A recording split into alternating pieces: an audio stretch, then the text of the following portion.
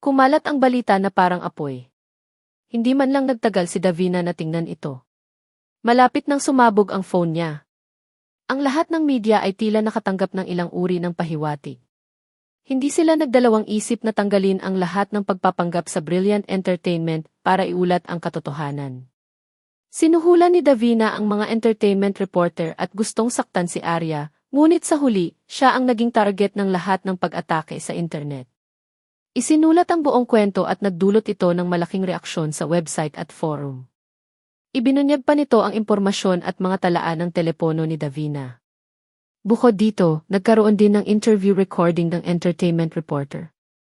Nangako pa siyang haharapin si Davina ng harapan. Bilang karagdagan, sinuri ng media ang kamakailang mga aksyon ni Davina. Mula nang bumalik siya sa bansa, lahat ng ginawa niya ay si Arya na ang pinupuntirya. Matapos maingat na ayusin ito, mayroon siyang motibo at ebidensya. Sa loob lamang ng ilang maikling oras, si Davina ay nakilala ng publiko bilang isang black-hearted manager sa entertainment industry. Ang Public Relations Department ng Brilliant Entertainment ay hindi pa nakakagawa at ang usapin ay naging isang foregone conclusion na. Dahil ang bagay na ito ay may kaugnayan sa Dahwa Entertainment, ang lahat ng media ay kailangang sakupin ang mga site ng balita sa unang posibleng sandali. Ang bawat isa sa kanila ay aktibong nag-uulat. Ito ay masyadong nakakadiri. Ito ang unang pagkakataon na nakakita ako ng ganoong manager. Noon, umibig si Daniel kay Caroline at sinira ang kabataan ni Arya. Ngayon, ang kanyang nakatatandang kapatid na babae ang sumira sa karera ni Arya. Masyado silang walang hiya. Magaling na artista. Bulag talaga ang mga tao ng Brilliant Corporation. Arya, magpalit ka agad ng kumpanya. Lagi ka naming susuportahan. Mabagal ang galaw ni Davina habang pinatay ang computer. Magulo ang ulo niyang pumasok sa banyo at patuloy na hinuhugasan ang mukha ng malamig na tubig. Gayunpaman, tila narinig niya ang usapan ng mga netizens. Napasigaw siya sa kawalan ng pag-asa at namamaos ang boses niya. Arya, slut ka. Hindi niya alam kung anong mga panlilin lang ang ginawa ni Arya sa kanyang likuran at hindi niya inakala na may kakayahan si Arya na gawing backer niya si Allen. Ngunit kung hindi dahil kay Arya, paano siya nahulog sa ganoong estado ngayon? Nang magpadala si Daniel ng isang tao upang dalhin siya sa kumpanya, medyo kumalma siya. Si Daniel ay tumatawag para ayusin ang usaping ito.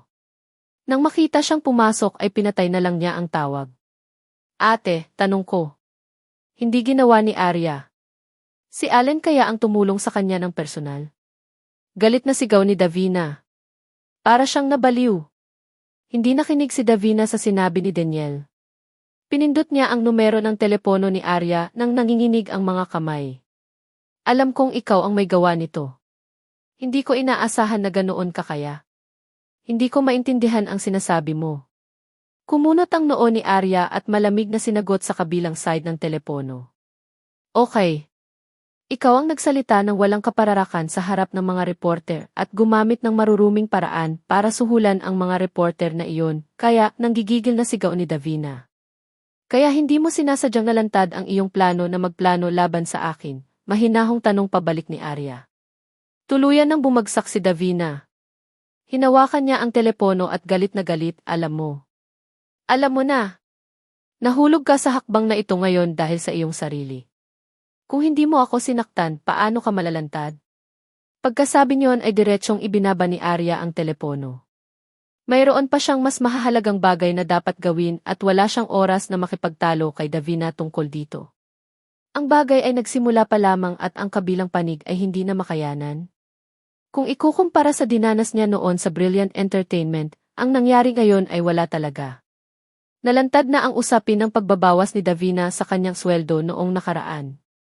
Ngayon tingnan natin kung paano pa rin siya magiging mayabang.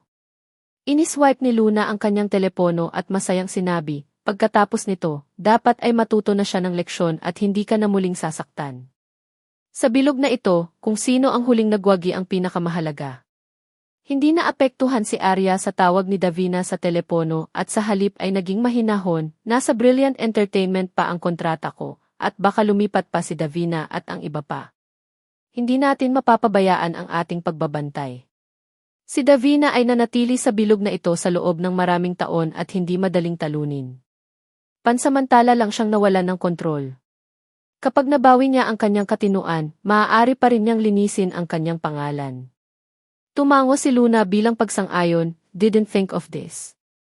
Ngunit ang iyong Mr. Jones ay hindi pa nagbibigay ng malaking tugon. Sa tingin ko hindi niya bibitawan si Davina. Sa pagmamahal ni Allen kay Arya, hindi siya madaling titigil hanggat hindi nare-resolba ng lubusan ang usapin ni Davina. Napakurap si Arya, kailangan nating huminto sa huling sandali para makuha ang pinakamalaking benepisyo. Kailangan niyang hayaan si Davina na magdusa ng kaunti bago niya ihayag ang kanyang nakamamatay na kahinaan. Kung ako ang tatanungin mo, si Allen ay nagmamahal sa iyo ng sobra. Masyadong nakakainggit ang paraan ng pagprotekta niya sa iyo. Itinulak ni Luna si Arya, na iligtas mo ba ang mundo sa iyong nakaraang buhay? Ngumiti ng malumanay si Arya. Siyempre ramdam niya ang nararamdaman ni Allen. Sa buong panahon, tinanggap niya ang pagmamahal at pag-aalaga nito. Kapag kasama niya si Allen, siya ay tunay na maging sarili. Pagkababa ni Davina ng telepono ay para siyang nawalan ng kaluluwa. Ang public relations ay hindi nangahas na gumawa ng anuman. Hindi nila alam kung sino ang magmamakaawa. Ang bagay na ito ay talagang nagpilit sa kanya sa isang dead end. Sis, sama-sama mo. Nakita ni Daniel na hindi siya nag-react at sobrang balisa rin. Bagaman wala ng kontrol ang internet ngayon, iyon ang mga salita ng mga reporter at netizens. Ang mga dahwa ay hindi pa tumutugon sa kanila hanggang ngayon. Huwag kang mag-alala. Hanggat hinihiling namin sa isang tao na alamin ang kinaroroonan ni Allen at ipaliwanag sa kanya ng maayos, siya. Alan Jones. Nagising si Davina mula sa kanyang pag-iisip, ngunit sa sumunod na segundo, umiling siya na may malamig na ngiti, gaano ba kahirap na makilala si Allen? Impossible iyon. Ngayon na ang mga bagay ay dumating sa ganito, walang ibang paraan. Tulad ng sinabi mo, napakahirap makipag-ugnayan kay Allen. Bakit naman siya mag-aalala sa ganitong balita? Baka wala siyang pakialam dito. Ayon sa kanyang pagsusuri, hindi pa rin tumugon ang dahwa sa bagay na ito. Posibleng wala talaga silang pakialam sa bagay na ito. Natakot lang sila sa bluff ni Arya. Posible ba? Napatahimik si Davina. Hanggat walang pakialam si Allen sa mga balita sa pagkakataong ito, mayroon pa siyang puwang upang magpumiglas. Mag-iisip siya ng paraan para harapin si Arya pagkatapos na lumipas ang limelight. Hindi siya maaaring maging balisa. Sa entertainment circle, ang ganitong uri ng balita ay napakabilis na malilimutan. Gayunpaman, hindi na hinintay ni Davina na hindi siya pansinin ng mga dahwa. Sa halip, hinintay niya ang liham ng deklarasyon ng dahwa. Opisyal na tutuparin ng kumpanya ang responsibilidad ng lahat ng taong nagpapakalat ng tsismis. Magalang na ipapaalam ng kumpanya sa Brilliant Entertainment Company na maging maingat sa kanilang mga salita at kilos. Tatanggihan ng Dahwa Entertainment at ng mga subsidiary na kumpanya nito ang lahat ng pakikipagtulungan sa negosyo sa pagitan ng Brilliant Entertainment at Davina. Ang deklarasyon na ito ay inaprubahan mismo ni Miss Arya Morrison. Umaasa ako na ang lahat ng partido ay titigil sa paghula ng walang dahilan. Ang entertainment circle ay hindi dapat maging isang yugto para sa ilang mga tao na gawin ang anumang gusto nila. Naman, kinasusuklaman ni Allen ang paggamit bilang isang tool upang i-hype ang mga bagay-bagay. Ito ang unang pagkakataon na opisyal siyang gumawa ng ganoong pahayag mula sa legal department ng kumpanya. Alam ng buong entertainment circle ang determinasyon ni Dahwa na ganap na linisin ang bagay na ito. Ang salitang Davina ay mawawala sa entertainment circle. Paano mabubuhay ang isang taong pinangalanan ng mga dahwa? Maraming tao sa industriya ang nakasaksi sa mabilis at mapagpasyang pagkilos ni Allen sa bagay na ito. Hanggat may nangahas na magkaroon ng mga disenyo sa dahwa, matutuklasan agad sila. Magiging mahirap para sa kanila na makakuha ng isang foothold sa industriya. Si Davina ang pinakamagandang halimbawa. Ang pahayag na ito ay ganap na nagpahayag ng pagtatapos ng karera ni Davina bilang isang manager. Ang pahayag ng dahwa ay walang kinikilingan na direktang tumuturo kay Davina. Kapag naisapubliko na ito, agad itong naging numero 1 lugar sa hot search list sa real time. Hindi mabilang na mga thread ang nagbuni sa pagiging dominante ng dahwa. Ito ang nangungunang kumpanya sa entertainment circle. Kapag gumawa na sila ng hakbang, wala nang puwang si Davina para ibalik ang mga mesa. Ang sinumang maglakas loob na makatrabaho si Davina sa hinaharap ay mamamatay. Magiging miserable ang mga artistang pinamumunuan niya. Nakikita ko na may nagpadala sa mga delinkwente ni Davina. Nasuspindi siya ng kumpanya dahil naglalaro siya sa ibang bansa. Sobrang satisfying. Dapat natin siyang tratuhin ng ganito. Hayaang maglinis ng kaunti ang entertainment industry at suportahan ang Dahwa Entertainment at Arya. Hindi na nga si Davina na tingnan ang mga komento online. Nagkulong siya sa opisina at sinira ang lahat ng maaaring basagin. Panay ang bulyaw niya kay Arya. Ang kanyang buhay ay ganap na nasira. Alam ng lahat kung ano ang ginawa niya sa nakaraan. Kahit paano niya hugasan ito, hindi ito malilinis. Ate, buksan mo ang pinto. Mag-isip tayo ng paraan. Ito ay malulutas sa huli. Ano ang silbi ng ginagawa mo ito sa iyong sarili? Muling kumatok si Daniel sa pinto at sinubukan siyang akitin. Mayroon bang paraan upang malutas ito? Napangiti si Davina sa pagkatulala. Hindi niya alam kung ano pa ang magagawa niya maliban sa pagiging ahente sa entertainment industry. Nakasanayan na niyang maglakbay sa mga fashion giant. Nakasanayan na niyang magsuot ng branded na damit at bumili ng mga branded na bag ngayong nawala na sa kanya ang lahat, paano niya ito natitiis? Napabuntong hininga si Daniel. Akmang ipagpatuloy niya ang pagkumbinsi sa kanya, binuksan ni Davina ang pinto. Daniel, ikaw lang ang maaasahan ko. Tama ka. Hindi ko kayang magpatuloy ng ganito.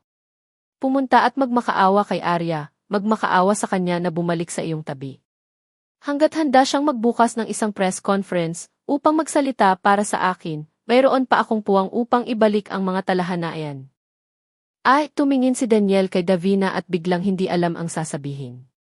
Kung kasama pa niya si Arya, hindi mangyayari ang lahat ng ito. Kinuha ni Davina ang phone niya at dinyal ang number ni Arya. Para bang nahawakan niya ang huling dayami ng pag-asa. Sa sandaling nakakonekta ang telepono, umiyak siya at nagmakaawa kay Arya na patawarin siya. Nagkamali ako. Alam kong mali talaga ako. Arya, tulungan mo ako.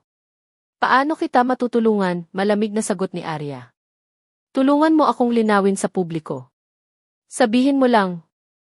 Ang lahat ng ito ay isa lamang hindi pagkakaunawaan. Sasang-ayon ako sa anumang kondisyon na mayroon ka. Hindi mo ba gusto si Daniel? Hihilingin ko kaagad kay Caroline na umalis sa Brilliant Entertainment at hayaan mong makasama muli si Daniel. Isa pa, ibibigay ko sa iyo ang lahat ng resources sa kumpanya, okay? Hindi na siya ang mayabang na golden manager. Siya ay naging kaawa-awa at miserable. Kung nararamdaman mo pa rin na hindi ito sapat, maaari kang humingi ng kahit ano. Hindi ito deal. Kahit na, wala kang anumang bargaining chips para makipag-ayos sa akin. Kung lahat ay ayon sa plano mo at ako ang inaatake ng media, anong gagawin mo? Maaari mo akong isaalang-alang na maluwag sa pamamagitan ng paghabol sa akin sa labas ng kumpanya, tama? Davina, hahantong ka sa ganito ngayon dahil ikaw ang nagdala nito sa sarili mo. Walang makakatulong sa iyo. Nagmakaawa ka kasi ayaw mong tanggapin. Gusto mo akong gamitin at bumangon muli, ngunit galit ka pa rin sa akin sa iyong puso. Ang ginawa mo sa akin noong nakaraan ay nakansela mula dito. Sa hinaharap, magkahiwalay tayo ng landas. Narinig ni Davina ang tunog ng pagdiskonekta ng telepono at mahinang bumaba ang kanyang mga kamay. Hindi niya marinig ang boses ni Daniel. Umalingaw-ngaw sa kanyang isipan ang sinabi ni Arya. At siya ay ganap na natapos. Nawalan na siya ng pagkakataong bumawi at nawala pa ang kanyang karera. Ang hindi niya kayang harapin ay nasa unahan pa rin. Makalipas ang isang oras, nagpatawag ng emergency meeting ang upper echelons ng Brilliant Entertainment. Upang maiwasan ang direktang salungatan kay Dahwa, nagpasya silang tanggalin si Davina sa lahat ng kanyang tungkulin sa kumpanya at sipain siya sa kumpanya. Pag-iwan sa kotse upang protektahan ang commander. Nagkamalay si Davina. Pinunit niya ang paunawa sa kanyang kamay at tinitigan si Daniel at ang iba pa. Nanaginip kayo. Ngayon sa tingin mo ay nasa daan ako at gusto mo akong sipain. Ate, hindi ngayon ang panahon para maging emosyonal. Alam mo rin ang lakas ng mga Dahwa. Ang lahat ng ito ay para sa kapakanan ng pangkalahatang sitwasyon ng kumpanya. Napatingin si Daniel sa mga empleyado sa likod niya. Pagkalabas nila ng opisina ay lumapit siya kay Davina at inaliw ito. Noon, bumalik ka para tulungan ako.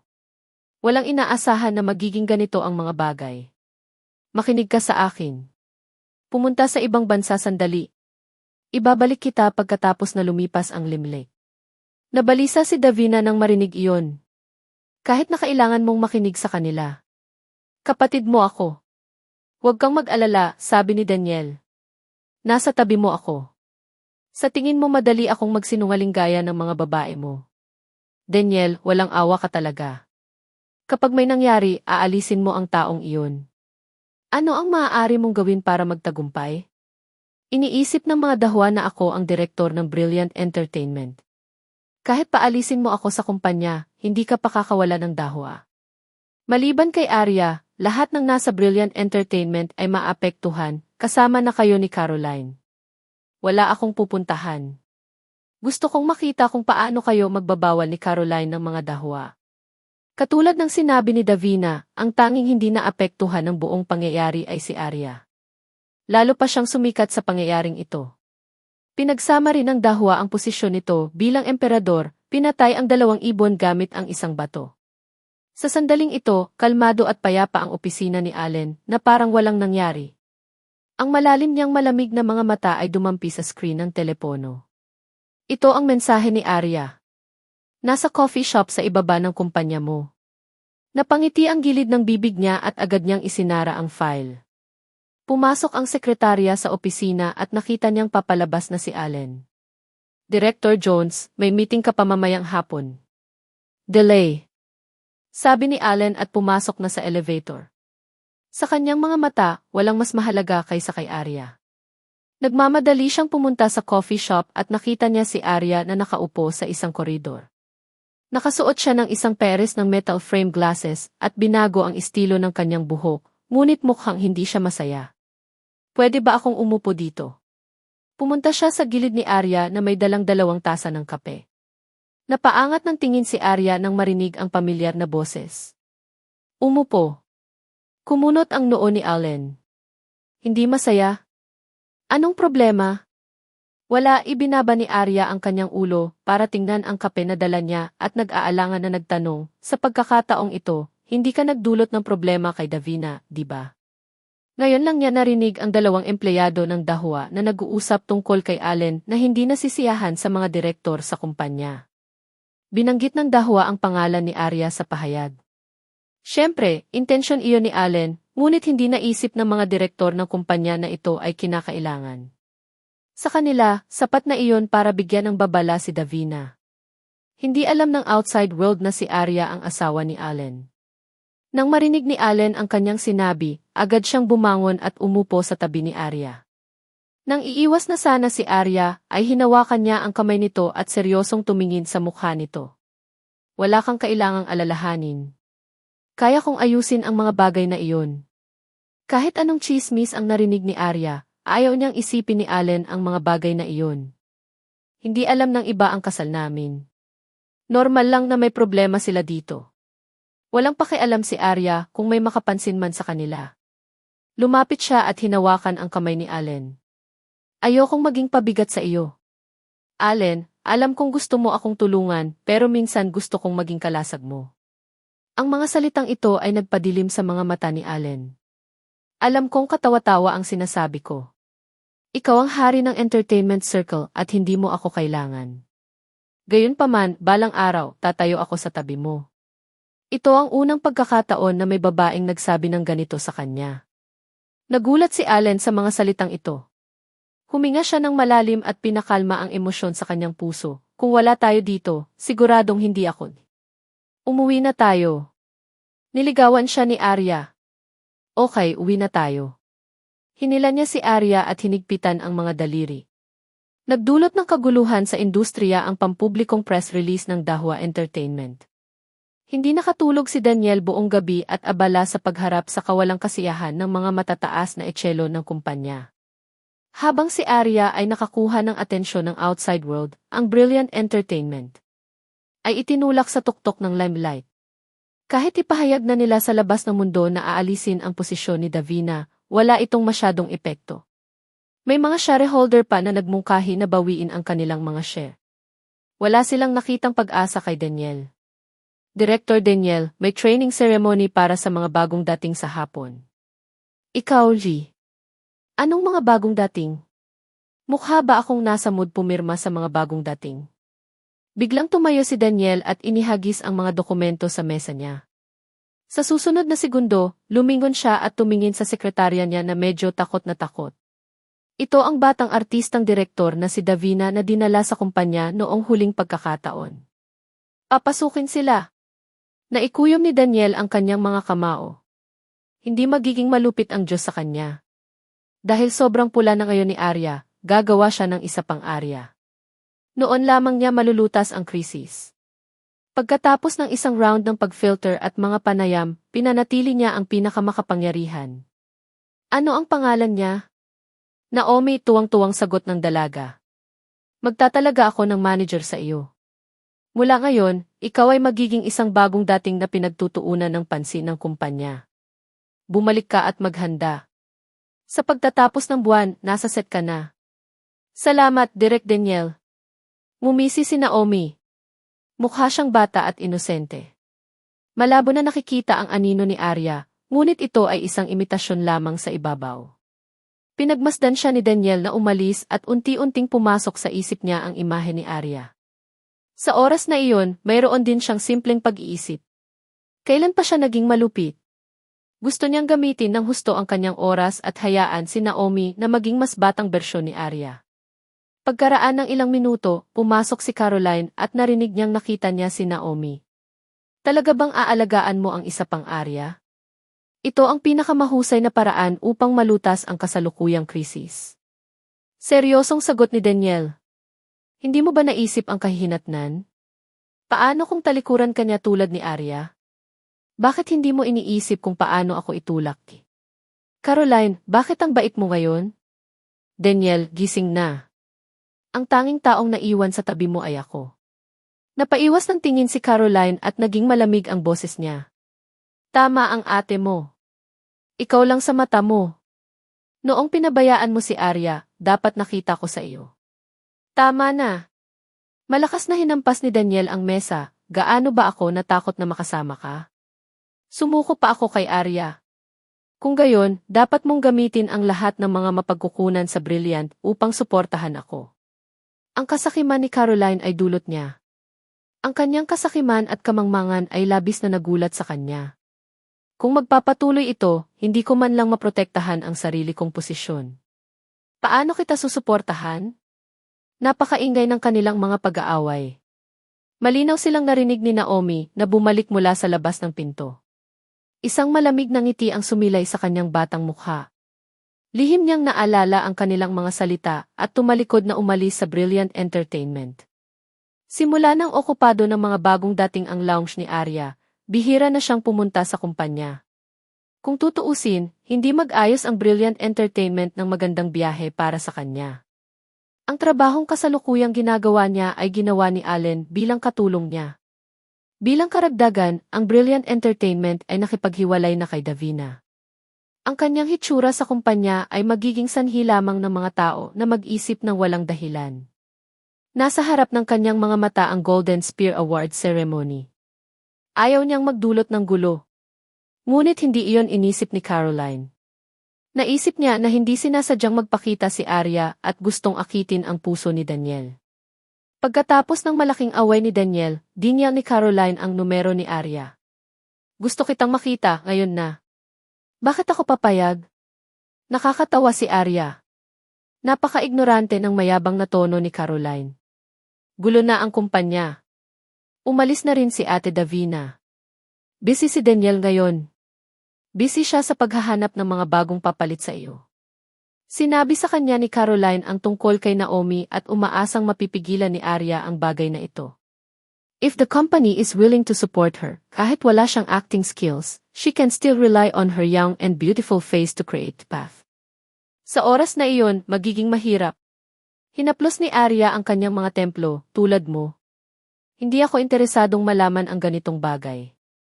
Arya, sino ang tumutulong sa iyo sa likod mo at nagpapayabang sa iyo? Matagal ka na sigurong nakahanap ng daan palabas. Tama ako. Paulit-ulit mong sinisigaw na gusto mong bumalik. Dapat ay umakyat ka sa kama ng isang tao. Sa iyong lakas, nangahas kang hamunin ang Brilliant Entertainment. Si Lincoln mula sa Sonsand ay mayroon. Maraming beses kitang niligawan. Natulog ka ba sa kanya? Sabi ni Caroline habang pinindot ang recording button. Gayunpaman, natigilan siya sa sagot ni Arya. Hindi ako kasing lupit mo. Maaari ko ring gamitin ang aking sariling katawan bilang isang transaksyon. Pagkatapos magsalita ni Arya ay agad niyang ibinaba ang tawag. Tinatamad siyang ipagpatuloy ang pakikipag-usap kay Caroline. Sa baluktot na puso ng babaeng iyon, abnormal ang lahat. Caroline. Pumasok si Luna at nakita niyang kakababa lang ni Arya ng telepono. Sumagot si Arya at nakita niya ang mga dokumento sa mga kamay ni Luna. May balita ba mula sa production team? Ito ang script at filming arrangements na ipinadala ng assistant director. Nakita ko na at walang problema. It is justice, sabi ni Luna sa kalagitnaan at bumuntong hininga, hinihiling ka ni Daniel na pumunta sa kumpanya. Naisip ni Arya ang tono ni Caroline ngayon at bumangon. Okay, let's go now. Hindi siya interesado sa progreso sa pagitan nila at gusto lang niyang simulan ang shooting sa lalong madaling panahon para makalayo siya sa mga internal conflict ng Brilliant Entertainment. Ano kaya ang hahanapin ni Daniel sa kanya? Nagpunta si Caroline para magreklamo sa kanya? Inalis ni Arya ang mga iniisip at tahimik na binasa ang script. Sa sobrang bilis, huminto ang sasakyan sa building ng Brilliant Entertainment Company. Sa pagtingin sa lugar na pamilyar sa kanya, ngayon ay napuno ito ng hindi pamilyar na pakiramdam. Inangat niya ang kanyang ulo at nakita niya ang isang matangkad na batang babae na nakatayo sa kanyang harapan. Napakunot ang noo ni Luna nang makita ito at bumulong kay Arya. Ito ba ang bagong dating na pinalaki ni Daniel para makuha ang katanyagan mo? Hindi sumagot si Arya. Sa halip ay tumingin siya sa dalaga sa hagdan. Si Naomi ay orihinal na naghanda ng maraming salita na sasabihin kay Arya, ngunit nang makita ang kalmadong ugali ni Arya, nag-alinlangan siya, Sister Arya, bagong dating ako na inihahanda ng kumpanya na alagaan. Ang pangalan ko ay Naomi. Naalala ni Arya ang huling beses na dumaan siya sa kanya, naaalala kita. Yung chess piece sa kamay ni Daniel.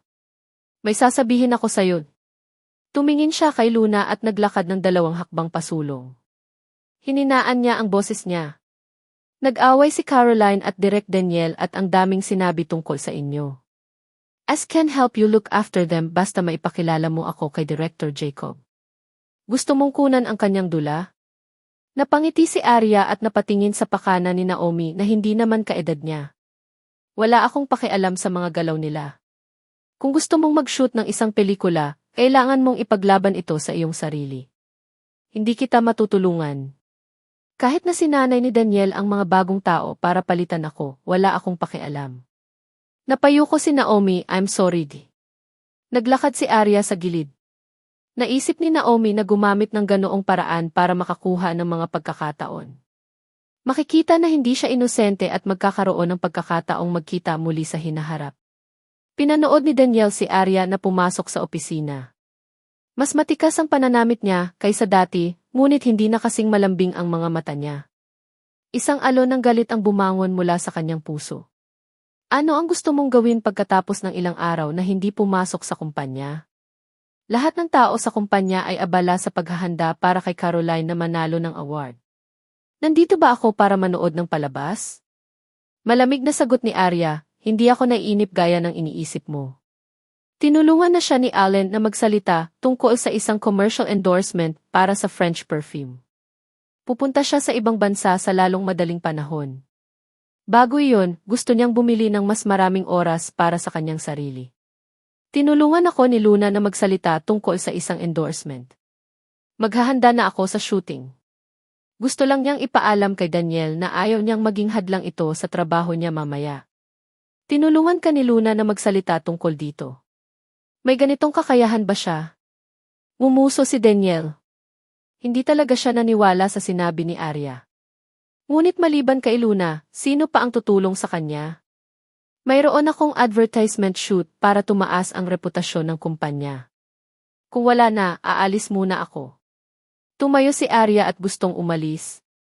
Tumingin si Daniel sa oras. Halos tanghalian na noon.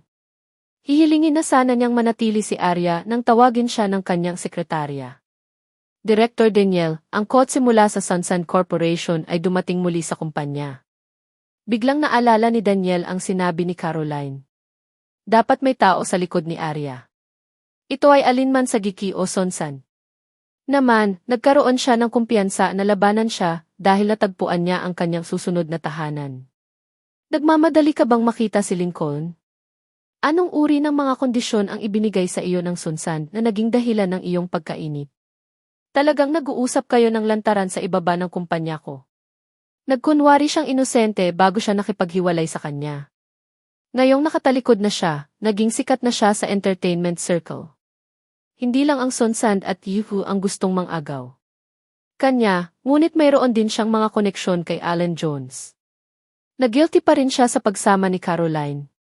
Sa pag-iisip ngayon, naramdaman na lang niya na hindi niya nakita ng malinaw si Arya kanina. Ang iyong imahinasyon ay nagiging mas malikhain. Kasing lamig ng yelo ang ekspresyon ni Arya. Hindi niya kailangan ang pangunawa at tiwala ni Daniel. Wala kang masabi. Ngayon lang napagtanto ni Daniel kung gaano siya kawalang kwenta sa puso ni Arya. Noong magkasama pa sila, gusto ni Lincoln na i-poach si Arya ng paulit-ulit. Nagkakabit ba sila sa oras na iyon? Arya, mas kasuklam-suklam ka pa sa inaakala ko. Malamig na tiningnan ni Arya si Daniel at malinaw na sinabi, babayaran mo ang sinabi mo ngayon. Ang Brilliant Entertainment ay hindi malayo sa pagkalipol. Magiging wala ka, tulad ni Davina. Bumilis ang tibok ng puso ni Daniel. Sa panahong ito, ginamit ni Arya ang kanyang mga aksyon upang patunayan ito. Siya ay hindi isang tao na trifled sa mula nang magsimula silang mag-film ng reality show, hindi pa nila nagawang saktan si Arya. Sa huli, kailangan niyang tiisin ang mga kahihinatnan. Ngayon kahit si Davina ay umalis na. Kung talagang pinahirapan siya ni Arya, ang mga kahihinatnan ay, Arya, wait. Sigaw ni Daniel pero nakalayo na si Arya. Nabaliw na yata siya para sabihin ang mga katagang iyon. Bumaba si Arya at nagkataong nabangga ang presidente ng Sunsun na si Lincoln. Naalala pa niya ang performance ni Arya sa Red Carpet Night. Dumating siya sa oras na ito upang imbitahan si Arya sa hapunan. Salamat, Ginoong Lincoln. Buti na lang may appointment pa ako. Pasensya na. Tango lang ang naitango ni Lincoln sa maginoong paraan. Nakatingin lang siya kay Arya na walang magawa. Akmang hahayaan na niya ang driver na magmaneho, tumakbo si Naomi papunta sa kanyang sasakyan. Gusto mo bang pirmahan si Arya? Kung hindi siya pumayag, maaari mo bang pag-isipang pirmahan ako? Sa unang tingin, siya at si Arya ay talagang magkatulad. Ibinaba ni Lincoln ang bintana at tumingin sa babaeng nasa harapan niya. Kung ikukumpara sa lakas ni Arya, mas mahina siya.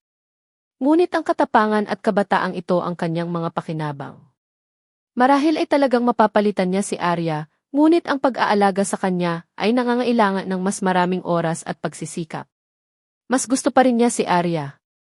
Pag-uwi ni Arya, ilang oras na binasa ni Allen ang kontrata para sa kanya. Kung titingnan ang kasalukuyang sitwasyon, ilang sandali lang ay umalis na si Arya sa Brilliant Entertainment. Bago iyon, kailangan nilang maging ganap na handa. Nang makita ang lalaking ito na nagsusumikap para sa kanya, naramdaman ni Arya ang init sa kanyang puso. Naglakad siya paharap at marahan siyang niyakap. Huwag ka nang maghanap. Dapat maging fully prepared tayo. Ang susunod na pagpipilian na umalis sa Brilliant Entertainment ay napakahalaga sa iyo. Napaisip ulit si Allen. Kinuha niya ang isa sa mga kontrata at ibinigay kay Arya. Nakasaad sa kontrata ang Aura Star Plan. Naisip ni Arya na hahayaan siyang pumili ng isa sa mga kumpanya sa Sunsun OUP, ngunit hindi niya inaasahan na ito ay Auray.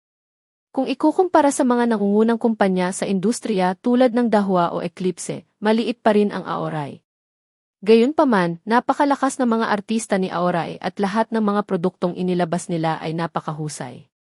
Gayunpaman, sa kasalukuyang antas ni Arya, ang pagpunta sa Auray ay tila medyo mahirap. Gusto din akong pirmahan ng Auray. Wala lang, may intensyon lang silang mag-cooperate. I need you to fight for the rest. Tutulungan kitang ipaglaban ito. Ang plano ni Allen ay palaging nakakapanatag. Gusto ni Caroline na makakuha ng contract, gusto ni Naomi na pumasok sa Sonsan. Kaya sumuko si Allen sa dalawang pagpipilian. Gusto niyang lumakad si Arya sa mas malaking stage. It's all thank you na nasa tabi ko. Buti na lang buong araw kang nagtatrabaho sa kumpanya at kailangan mo pa akong tulungang tingnan ang kontrata. Naaawa ako sa iyo. Kung gayon, gamitin mo ang iyong sarili para mabayaran ako. Habang nagsasalita siya, hinila siya ni Allen sa kanyang mga braso at hinalikan. Siya ang magiging exclusive broker niya at gagawin siyang international superstar. Alam na ni Allen ang tungkol sa schedule ng advertising ni Arya sa France. Nag-ayos siya ng flight at sumama sa kanya. Hindi lang siya nakakapag-relax habang nagtatrabaho, ngunit nakakasama rin niya ng maayos ang kanyang munting asawa. Sa yugtong ito, kailangan nilang lahat na magtipid ng kanilang enerhiya. Inihanda ng isip si Arya. Nais niyang makagawa ng pinakamahusay na mga resulta upang hindi mabigo si Allen. Magsisimula na ang seremonya ng Golden Spear Award at lahat ng entertainment website ay may balita tungkol sa mga celebrity. Ang bagay ni Davina ay naging isang bagay ng nakaraan. Sa bilog na ito, maraming away sa pagitan ng publiko at ng dilim. Para sa kapakanan ng kanilang sariling landas ng bituin, ang ilang mga tao ay nakagamit ng lahat ng uri ng mga pamamaraan. Panauhing pandangal lamang si Arya sa pagkakataong ito, kaya hindi siya naapektuhan. Sa kabilang banda, si Caroline ay pinag-isipan ang kanyang mga utak na maging ang pinaka-nakakasilaw na female star noong gabing iyon. Nang tulungan ni Arya si Arya na ihanda ang kanyang mga bagahe, sinabi niya, nag-usap si Daniel tungkol sa isang bagong palabas para sa bagong dating na iyon. Narinig ko na galit si Caroline at pumunta sa opisina para gumawa ng kaguluhan. Ganun ba? Binuklat ni Arya ang mga produkto at magazine at walang pakialam na sumagot. Kailangan niyang mag-focus sa kanyang trabaho. Ang ibang mga bagay ay walang kinalaman sa kanya. Narinig kong galit na galit si Daniel at diretsong umalis sa hotel ng birthday banquet ni Caroline. Umiling si Luna. Sa tingin ko hindi sila magtatagal. Noong nakaraan, naiintindihan ni Arya si Daniel at palaging nakikipagkompromiso, ngunit hindi iyon gagawin ni Caroline. Sa mga mata niya, isa lang ang maging sikat. Nang malapit na siyang makakuha ng reyna ng pelikula, talagang gusto ni Daniel na kumuha ng mga mapagkukunan upang mag-ayos ng isang bagong tao. Paanong hindi siya magagalit? Hayaan mo siyang gumawa ng gulo. Napakakalma ni Arya. Ang sinabi niya kay Daniel ay hindi isang sandali ng galit. Talagang babayaran niya sila ng masakit na halaga. Sa seremonya ng parangal, mag-iiwan ng malalim na impresyon si Caroline dahil iyon ang magtatapos sa kanyang karera sa pag-arte. Hayaan mong matikman ni Daniel ang paghihirap. Ngayon ay lubusang binitawan ni Arya si Daniel at nanalo sa kanyang buhay. Ito ang nagpasaya sa kanya. Napakatalino ni Caroline at hindi simple ang bagong dating. Talagang naglakas loob siyang ihinto ang sasakyan ni Lincoln. Nakikita ko na lalong nagiging magulo ang Brilliant Entertainment. Paano ang kontrata mo? Gusto mo bang umalis? Hanggat ito ay desisyon ni Arya, Luna ay ganap na walang kondisyon na susuportahan ito. Ang ibig sabihin ni Allen ay gusto niyang ipaglaban ko ang kontrata ng Aoray. Sinabi ni Arya ang kanyang desisyon. Natigilan si Luna saglit, saka ngumiti si Director Jones talaga. Ang kanyang mga mata ay hindi pangkaraniwan. Hindi niya pinagdudahan ang lakas ni Arya. Hanggat gusto niyang gawin ito, tiyak na magtatagumpay siya. Naniniwala ako sa judgment ni Allen. Tungkol naman sa kontrata sa pagitan ni Nagiki at Sonsan, hayaan nilang agawin ito. Wala akong pakialam. Si Arya ay tumutuon sa paggawa ng pinakamahusay na bagay. Umasa siya sa kanyang tiyaga sa paglalakad ng hakbang-hakbang hanggang ngayon. Nakamit na niya ang isang tiyak na antas ng tagumpay. Sa lakas at posisyon niya noon, hindi imposibleng makapasok siya sa Aoray. Sa kabilang banda, naisip ito ni Daniel at nagpa siyang humingi ng tawad kay Caroline. Sobra talaga ang galit niya. 3 beses lang itong tumawag sa kanya pero hindi nito sinasagot. Dumiretso siya sa apartment ni Caroline at bumili ng bouquet of roses. Dati, kung galit si Caroline, kailangan lang niyang suyuin. Pero sa pagkakataong ito, naramdaman ni Daniel na may mali. Pinindot niya ang doorbell at sumigaw. Caroline, buksan mo ang pinto. May pag-uusapan tayo. Pakiramdam niya, kahit buntis si Caroline, masyado itong sensitibo. Ngunit ang mga babae ay ganito. Kailangan lang niyang bigyan siya ng maliliit na regalo. May mga yabag ng paa sa kwarto. Tumayo si Daniel sa labas ng pinto at naghintay ng ilang sandali bago mahinang binuksan ni Caroline ang pinto. Suot niya ang pajama na binigay niya. Gayunpaman, wala siyang balak na pasukin siya. Sa halip, tumayo siya sa pintuan. Daniel, may problema ba? Parang sobrang kinakabahan siya. Nakahawak ang kamay niya sa pinto. Huwag kang magalit. Alam kong hindi maganda ang tono ko. Humihingi ako ng tawad sa iyo. Nakangiting inabot ni Daniel ang mga bulaklak. Salamat, Daniel. Hindi na ako galit sa iyo. Hinihimas ni Caroline ang kanyang mga templo habang nagsasalita siya. Sige, magpahinga ka na. Nag-book ako ng isang lugar sa Western Restaurant ngayong gabi. Pupunta ako para sunduin ka. Napatingin si Daniel sa kwarto at naglakad patungo sa elevator. Ngumiti si Caroline at sumagot. Hinawakan niya ang mga rosas at pinanood siyang umalis. Pagkasara ng pinto ng elevator ay nakahinga siya ng maluwag. Tumalikod siya at naglakad si Quentin na nakatapis ng tuwalya sa katawan. Anong mali? Ibinaba ka ng isang bouquet of flowers? Sarcastic siyang humiti at ikinawit ang braso sa baywang ni Caroline, itinapon ang baukwet ng bulaklak sa lupa. Huwag kang ganyan. Mabilis na isinara ni Caroline ang pinto. Babalik siya kaagad dahil gusto siyang makita ni Quentin. Hindi niya inaasahan na biglang dumating si Daniel. Tumugon siya ng ilang salita at nais na palayain si Quentin. Gusto kong makasama siya ngayong gabi. Huwag mo na akong hanapin pansamantala. Hindi ko maipaliwanag kung mahuli ako ng mga reporter. Okay. Isinuot ni Quentin ang kanyang mga damit at nagmamayabang palabas ng apartment ni Caroline. Umupo si Caroline sa harap ng salamin at dahan-dahang nag-makeup. Ngayong dumating na ang mga bagay-bagay, nagsimula na siyang tamasahin ang kasiyahan sa pagtapak sa dalawang bangka. Iniisip kung paano sinabi ni Daniel ang magagandang bagay sa kanya ngayon, ipinakita niya ang isang kampante ng ngiti. Nanalo siya sa isang lalaki at nanalo rin ang grand prize ng movie queen. Sa hinaharap, hindi na si Arya ang kapareha niya. Kaya lang hindi niya tuluyang maisuko si Daniel. Hindi magiging mabuti para sa kanya na maging pagalit.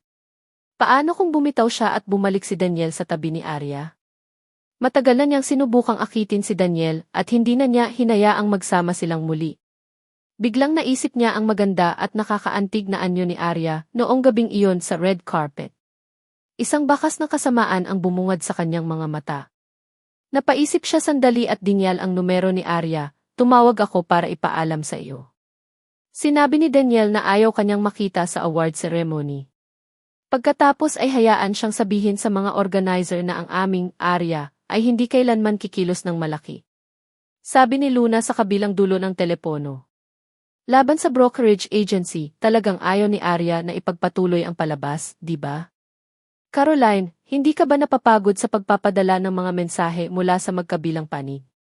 Dahil may pagkakataon kang manalo ng award, dapat mong tangkilikin ito. Huwag isipin ang tungkol sa pakana laban sa iba sa buong araw. Kung lalayo ka, hindi ka pababayaan ng Diyos. Sino ka sa tingin mo? How dare you talk to me ng ganito? Galit na galit si Caroline. Nang gusto pa niyang turuan ng leksyon si Luna ay ibinaba na ang telepono. Narinig ni Arya ang sinabi ni Luna at napangiti na lang siya ng mahina. Hindi magtatagal si Caroline. Arya, huwag mo siyang pansinin. Naayos na ang schedule. 3 araw at 2 gabi. Ang gabi sa iyong pagbabalik ay ang seremonya ng Golden Spear Awards. Kailangan mong alagaan ang iyong pahinga, matamis na sabi ni Luna. Kailangan nilang mag-focus sa kanilang trabaho at hindi tumuon sa pakikipaglaban kay Caroline. Biglang naisip ni Arya na sasamahan siya ni Allen at nakaramdam ng init sa kanyang puso. Ang pagkakataong ito sa trabaho ay napakahirap makuha at kailangan niya itong mahigpit na hawakan. Para kay Arya, ang pinakamahalagang bagay ay gumawa ng mabubuting gawa at magkaroon ng lakas upang bumalik sa screen. Si Caroline naman ay kabaligtaran. Ibinigay niya ang lahat ng kanyang lakas sa mga lalaki. Hindi pinalampas ni Daniel ang kaarawan ni Caroline. Kahit kasama niya si Arya noon, lagi niyang pinatayo si Arya para samahan siya. Bagamat nakaakyat na siya sa kama ni Quentin, gusto pa rin niyang makuha ang puso ni Daniel at hayaang hindi magkaroon ng pagkakataon si Arya na iligtas siya. Pumili siya ng isang light pink na dress at magandang lumabas sa harap ni Daniel. Dahil man sa tuwa o dahil sa ibang dahilan, uminom ng maraming alak si Daniel at patuloy na niyakap si Caroline. Nag-effort si Caroline para maibalik siya sa apartment. Saktong pagbukas niya ng bintana para magpahangin, tumunog ang kanyang telepono. Si Quentin iyon. Tiningnan ng mabuti ni Caroline si Daniel. Matapos makumpirma na lasing pa siya, tahimik niyang kinuha ito. Di ba sabi ko sa kanya ako magdi-dinner mamayang gabi? Bakit mo ako tinawag? Mayroon akong ilang kaibigan dito. Lahat sila ay director at scriptwriter. Nasa Golden Corner nightclub sila. Ikaw na bahala kung sasama ka o hindi. Malinaw na naunawaan ni Caroline ang kahulugan ng kanyang mga salita. Ito ay isang bihirang pagkakataon. Kung hindi niya gagawin, hindi niya bibigyan ng mukha si Quentin. Kung gayon ang kontrata ng IQ ay magiging mapanganib. Ngayon, hindi na siya magdadalawang isip pa. Pagkatapos ng simpleng makeup, umalis na siya ng apartment. Kung tatanungin si Daniel bukas, sasabihin niyang pumunta siya sa ospital para magpa-check up. Pagkatapos ay mag-isip ng isang paraan upang maalis ang bata. Gayunpaman, hindi niya akalain na kapag pumasok siya sa nightclub, mahuhuli siya ng paparazzi. Nakilala ng paparazzi reporter si Caroline at alam niyang babae siya ni Daniel. Nagplano siyang mangikil ng halaga. Kung tutuusin, kinunan lang niya ng video si Caroline sa pagpasok sa nightclub at hindi na siya nakapasok para kunan ng litrato ang sitwasyon sa loob. Makalipas ang ilang minuto, nakatanggap si Daniel ng isang larawan sa kanyang telepono. Nagkataon na nagising siya sa kalagitnaan ng gabi. Wala si Caroline sa apartment. Kinapa niya ang kanyang ulo at nakita ang larawan. Ano ang ginagawa niya sa kalagitnaan ng gabi? Dinya ni Daniel ang numero ni Caroline, ngunit hindi ito makuha.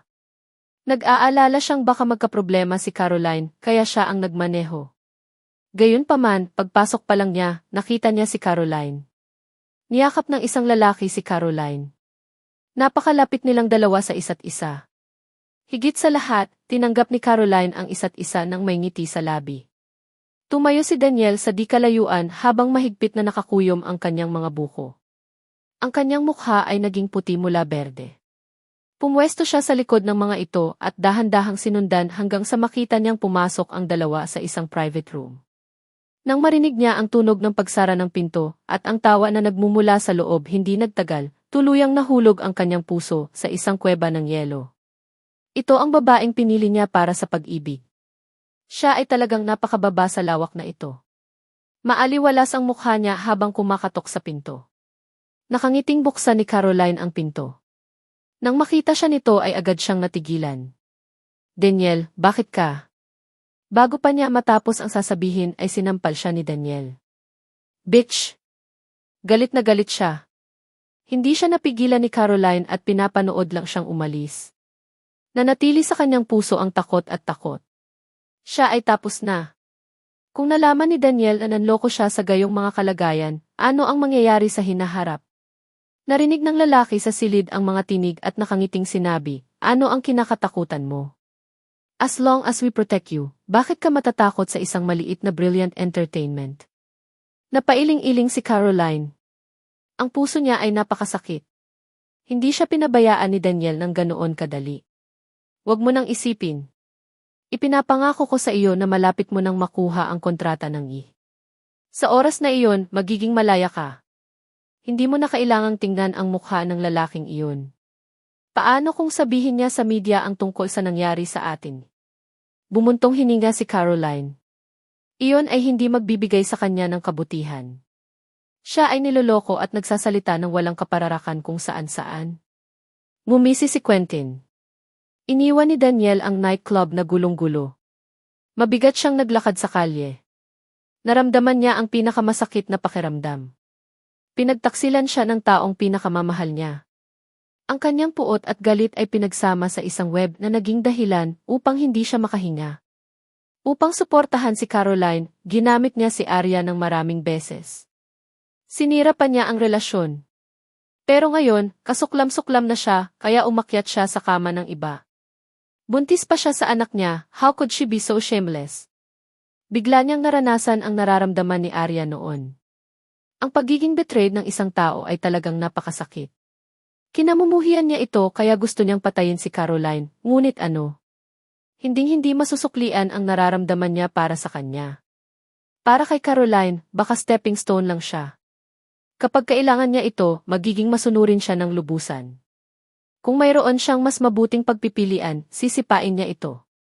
Ang mga damdamin sa nakalipas na mga taon ay nagbubulag sa kanyang mga mata. Nagagawa pa rin niya ang ganoong bagay sa isang bata at talagang iniwan niya si Arya para sa kanya. Nakilala niya ng buo ang tunay na kulay ni Caroline, ngunit tila huli na ang lahat. Tumayo siya sa kalsada at sumigaw ng malakas, inilabas ang lahat ng puot at galit sa kanyang puso. Kinaumagahan, pumunta siya sa airport para hintayin si Arya. Ngunit hindi niya nakita si Arya kahit saan. Marami siyang gustong sabihin at hindi na makapaghintay kaya tumawag na lang siya sa telepono. Arya, hindi ka pumunta sa airport. Nasa private plane na sina Arya at Allen. Ano ito? Ito ay isang maikling pangusap lamang at ang kanyang tono ay mahinahon at malayo. Arya, alam kong mali ako. Hindi na kita sasaktan. Handa akong ibigay ang kahit ano sa iyo. Please, bumalik ka sa akin, okay? Huli na. Hindi na ako makakabalik.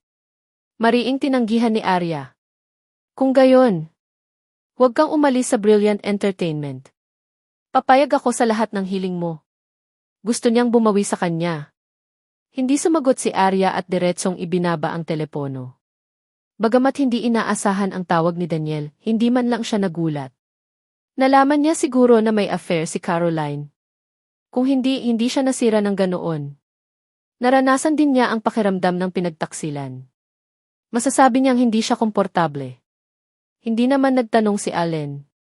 Pagkaraan ng ilang sandali, isinara niya ang dokumento sa kanyang kamay. Pwede na ba tayong umalis? Mrs. Jones. Siyempre, handa na ako. Pinatay ni Arya ang phone niya at sumandal sa balikat ni Allen habang nagsasalita. Ang kanilang tasit na pag-unawa at pagtitiwala ay hindi nangangailangan ng mga salita upang mapanatili. Ramdam ni Allen ang kanyang banayad na pagbabago. Lumapit ito at pinulupot ang braso sa balikat nito at hinalikan ito sa noo. Kung may mangyari, maaari kong ipahayag ang aming kasal anumang oras. Siya ang magiging proteksyon niya. Kung hindi ako nagkakamali, dapat malaman ni Daniel na pinagtaksilan siya ni Caroline. Nung narinig ko yung boses niya sa phone, bigla kong naramdaman na hindi nila dapat idirekta ang paghihiganti. Ang dahilan kung bakit ako nagsusumikap at lumaki ay upang maging mas mabuting tao. Saka lamang ako maipagmamalaki na tumayo sa tabi mo. Umiti si Allen at niyakap siya.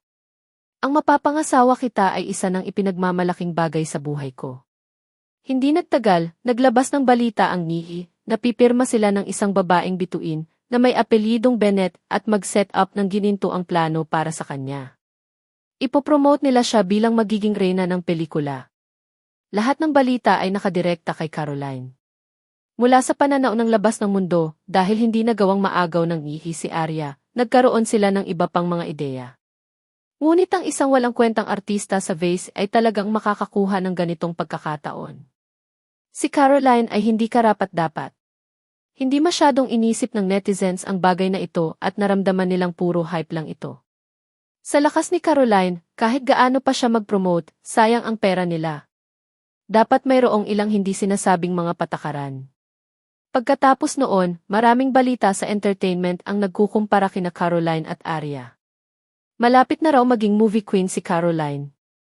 Si Arya naman ay umasa lamang sa malaking halaga para magrenta ng damit para maakit ang atensyon ng mga tao. Galit na galit si Luna nang makita niya ito. Anong klaseng reports ang sinusulat nila?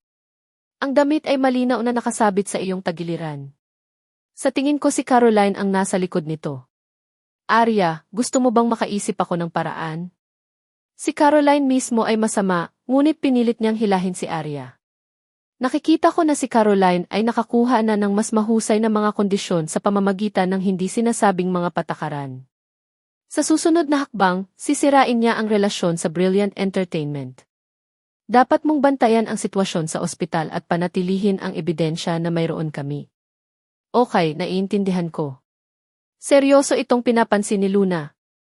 Wala akong pakialam kung aling kumpanya ang pinirmahan niya, ngunit kung ano ang utang niya sa akin, gusto kong ibalik iyon. Bilang female star ng Brilliant Entertainment Company, biglang naglabas ng ganitong balita si Caroline. Dahil dito ay nahulog si Danielle sa isang napaka-awkward na sitwasyon. Nagsimulang magduda ang mga upper echelon ng kumpanya sa kanyang kakayahan. Buong umaga humihingi ng tawad si Danielle. May hawak siyang apoy sa kanyang puso. Napakawalang awa talaga ni Caroline. Hindi na siya makapaghintay na umalis. Hindi niya akalain na papakawalan siya nito ng ganoon kadali. Kasama ang kanyang anak, pagtataksil sa kanya, pag-akyat sa mga higaan ng mga hukom at maging sa kama ng ibang tao. Gusto niyang bayaran niya ang presyo. Laking gulat ni Danielle, kahit sa ganoong sitwasyon, naglakas loob pa rin si Caroline na hanapin siya. Namumula ang mga mata niya habang naglalakad papasok sa opisina nito at sumisigaw. Danielle. Baka sa mukha niya ang pagod. Nagkamali ako. Hindi ko dapat ginawa ang ganoong bagay. Pero may mga dahilan ako. Maaari mo bang makinig sa akin?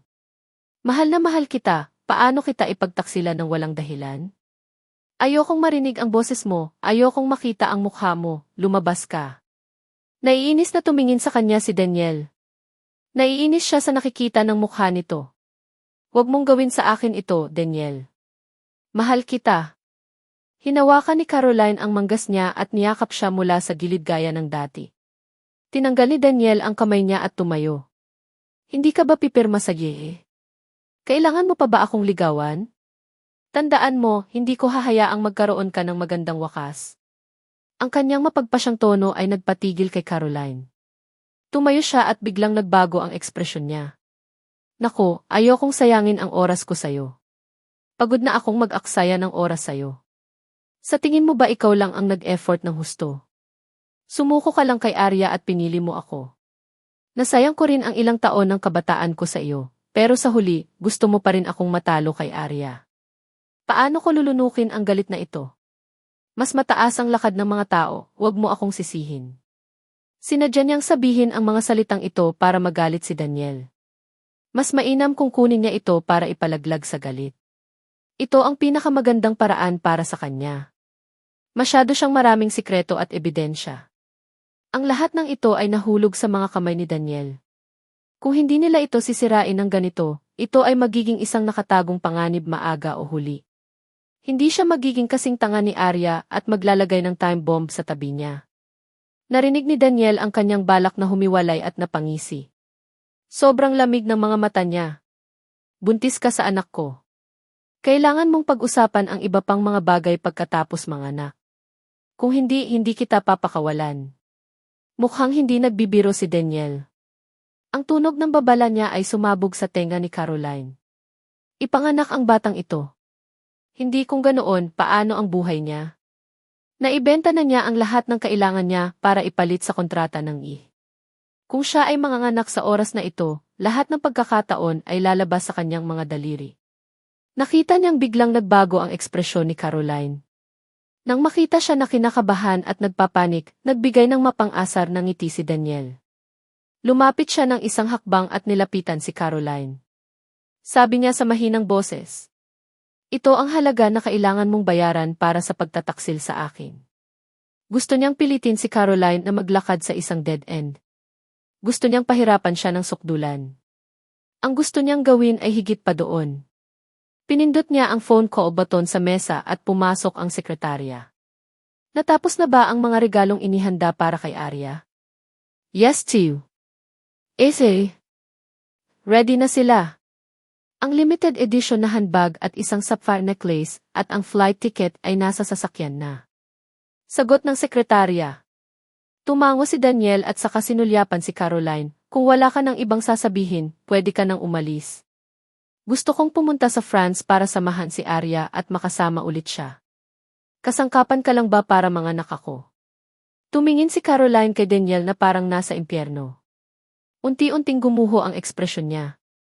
Ni hindi niya alam kung paano siya lumabas ng opisina. Alam ng lahat na tuluyan nang naghiwalay sina Caroline at Daniel. Papuri ni Luna, Arya, ang galing talaga ng utak mo.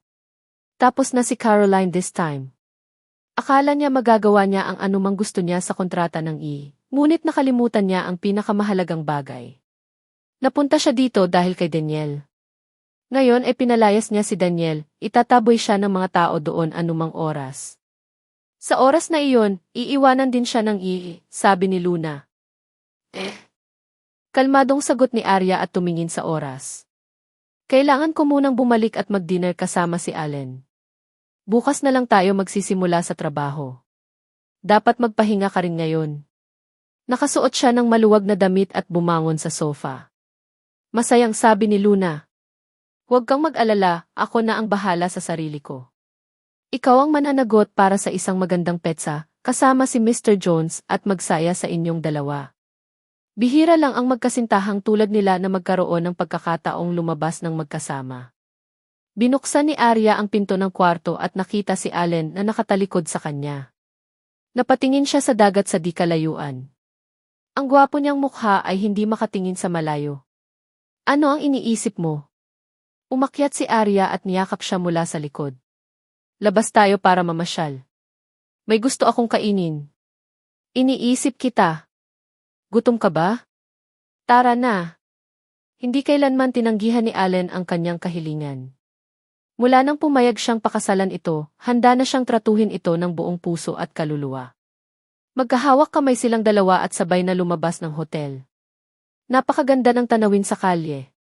Nakasuot ng kaswal na damit ang dalawa at kaswal na naglakad sa maliit na kalsada sa tabi ng dalampasigan. Nililipad ng simoy ng hangin ang buhok ni Arya at lalo siyang maamo. Ang tahimik at magagandang tanawin sa panahong ito ay sa kanilang dalawa lamang. Hindi nila kailangang mag-alala tungkol sa lihim na pagkuha ng pelikula at malayang masiyahan sa matamis na oras na ito. Sabay silang kumain ng merienda sa tabing kalsada, sumayaw kasama ang mga turista sa music fountain, at magkayakap sa gabi sa tabing dagat. Sa sandaling ito, sila lamang ang pinakakaraniwang mag-asawa. Kung maaari, talagang hinihiling ni Arya na ang sandaling ito ay maaaring magpakailanman. Ang kaligayahang ito ay napakabihirang at mahalaga. Allen, gusto kong manirahan sa ganoong uri ng bahay sa hinaharap. Itinuro ni Arya ang isang maliit na gusali sa di kalayuan. Hindi ito kalakihan, ngunit ang mga dingding ay natatakpan ng mga rosas. Ang balkonahe sa ikalawang palapag ay pinalamusya ng napakainit. May tumba-tumba na may puting baging. Isang kulay abungkuting ang naglalakad sa balkonahe. Hinaplos ni Allen ang buhok niya. Basta ito ang gusto ni Madam, kahit na mga bituin sa langit, bubunutin kita. Mumiti siya ng matamis at yumuko para halikan siya ng malalim.